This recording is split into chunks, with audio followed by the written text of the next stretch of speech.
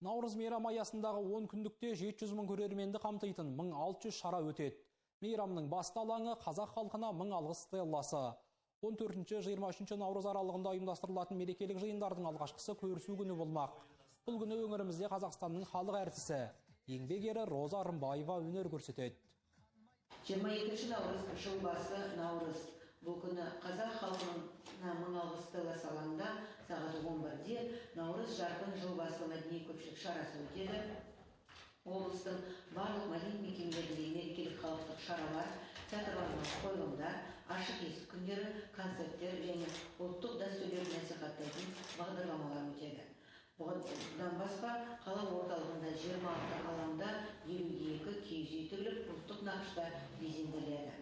Шаһардағы алаңдарда 1,5 тонна көже, 1 тонна бауырсақ және 2,5 тонна палау сатылымға шығарылады.